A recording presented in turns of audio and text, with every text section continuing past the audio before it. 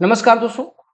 जब से सीजीएल 2024 का रिजल्ट आया आपने देखा होगा कि काफी ह्यू एंड क्राई मचा हुआ है। पहले क्या होता था, रिजल्ट आता था, बच्चे टॉपर्स का इंटरव्यू सर्च करने लग जाते थे, टॉपर्स की स्ट्रेटजी आती थी, कितनी मेहनत करी, रिएक्शन वीडियोज आते थे। इस बार ह्यू एंड क्राई बहुत ज्यादा हो रहा है, हो हल्ला हो रहा है। क्यों हो रहा है?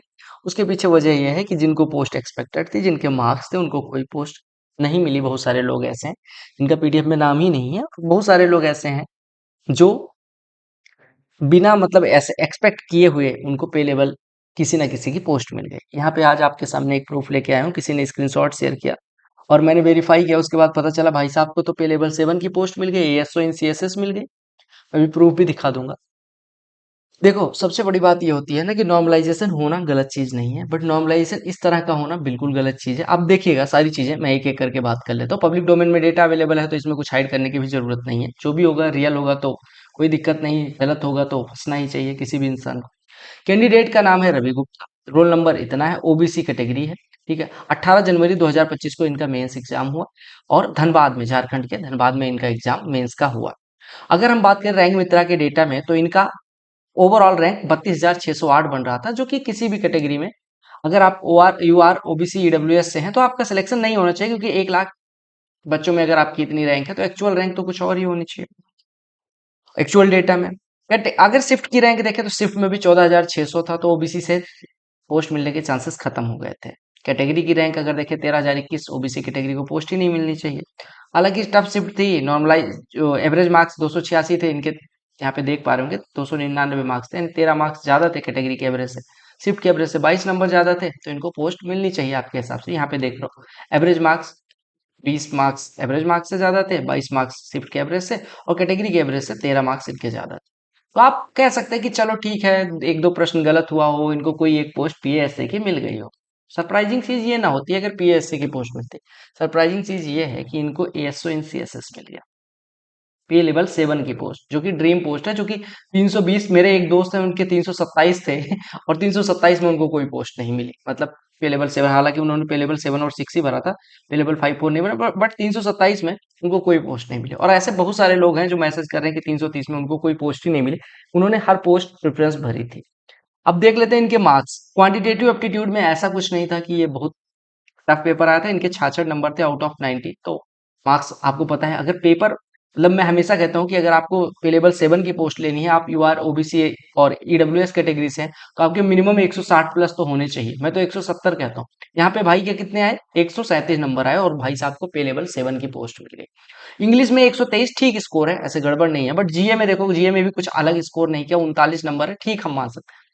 ठीक यहाँ पे जो इन्होंने ठीक किया ना, उससे कहीं ज्यादा गड़बड़ इन दोनों सेक्शन में, उसके बाद भी इसको पे लेवल 7 की पोस्ट मिली। ठीक है, 125 अटेम्प्ट किए थे, रॉन्ग देखो कितने हैं, 19 रॉन्ग, यानी 106 सही है, 19 रॉन्ग के बाद आप मार्क्स कैलकुलेट कर सकते हैं। रोल नंबर यहाँ पे आपने देख लिया। रोल नंबर जब मैंने सर्च किया तो देखो, रोल नंबर यहाँ पे आपको दिख जाएगा 10,954 रिकॉर्ड पे। ये रोल नंबर सेम है, नाम सेम है, बाप का नाम, माँ का नाम, जो भी है। कैटेगरी ओबीसी, ठीक है। पोस्ट सिलेक्शन जो है B03, लेकिन कैटेगरी का जो सिलेक्शन है वो 9, यानी कि जनरल से 9। आपको पता है जनरल की कैटेगरी होती है, यानी अगर कैटेगरी कोड 9 है तो इसका मतलब यूआर से सिलेक्शन हुआ है। इनका सिलेक्शन 299 मार्क्स पे आउट ऑफ 390। पहली चीज तो कोई एक पोस्ट मिलती है हम मान लेते हैं, ठीक है, कोई एक पोस्ट मिल गई, कोई इशू नहीं है, पीएस से मिल जाती, कोई इशू नहीं। ठीक है, यहाँ पे जनरल से सिलेक्शन हुआ है, और कोई कैटेगरी होती है, ओएच बीएच होती है, हम मान लेते हैं। इसमें पीएस से मिलने की जगह पे, मान लो नॉर्मलाइजेशन में पीएस से मिलता है, इनको मिली पे लेवल B03 पोस्ट मिली। ठीक है, और किस कैटेगरी से? जनरल यूआर कैटेगरी से, यानी अनरिजर्व वाली कट ऑफ ये पार करके गए। रैंक कितनी लगी इनकी? 1730, यानी ऑल इंडिया रैंक 1730। एक बात बताओ, जिस व्यक्ति की रैंक 1 लाख लोगों में 32,608 बन रही हो, उसका एक्चुअल डेटा में 1730 रैंक बनना, ये कहां तक लाजमी है? ठीक है, ये आप डिसाइड करिएगा, मैं ज्यादा कमेंट नहीं करना चाहता। B03 की अब हम कट ऑफ पे आ जाते हैं। B03 पोस्ट कोड की एसएससी का पीडीएफ है जो इन्होंने निकाला। कट ऑफ कितनी गई? 353.24, यानी 353.24 को हम 25 मानते हैं और 299 इसमें से घटाते हैं तो 54.25 मार्क्स तो ऐसे सीधे सीधे बढ़े इनके, यानी 54 मार्क्स बढ़े। मैं मान लेता हूं कि प्रश्न गलत की वजह से, मान लो कि 20 नंबर नॉर्मलाइजेशन की वजह से बढ़े, ठीक है।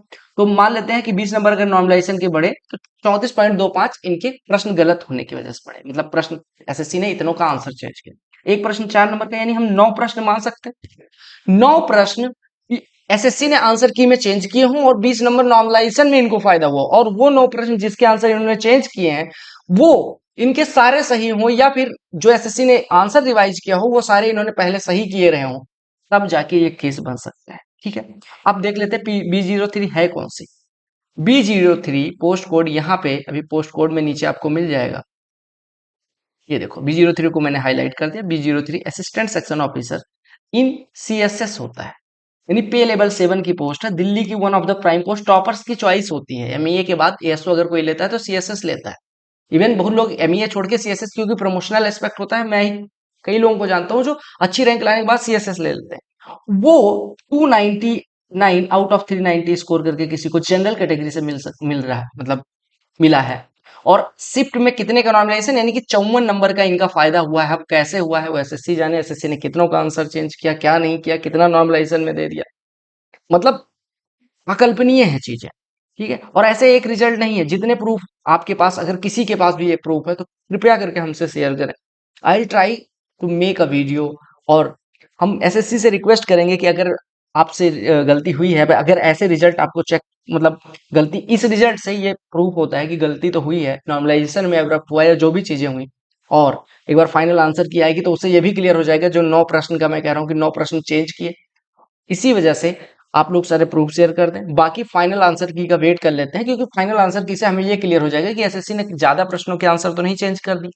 ठीक है। उससे ये क्लियर हो जाएगा नॉर्मलाइजेशन एब्रप्ट हुआ या आंसर ज्यादा क्वेश्चन के मतलब प्रश्नों के चेंज हुए या प्रश्न ही चेंज हो गए, वो सारी चीजें फाइनल आंसर की के बाद हमें पता चलेंगी। तो फाइनल आंसर की का हम वेट करते हैं। और ऐसे रिजल्ट्स अगर आपके पास हैं या आपके मार्क्स रियल में इतने थे तो आप हमसे शेयर कर सकते हैं। इंस्टाग्राम मेरा ओपन है, उसमें भेज दीजिएगा, मैं चेक करूंगा, क्रॉस वेरीफाई कर दूंगा। और प्लीज फेक स्क्रीनशॉट ना शेयर करें, मैं वेरीफाई करके ही वीडियो करूंगा। ठीक है। तो अब आप लोग खुद ही जान सकते हैं कि क्या है, क्या हुआ है, क्या नहीं हुआ है, बट उसके लिए पहले हमें फाइनल आंसर की का वेट करना पड़ेगा।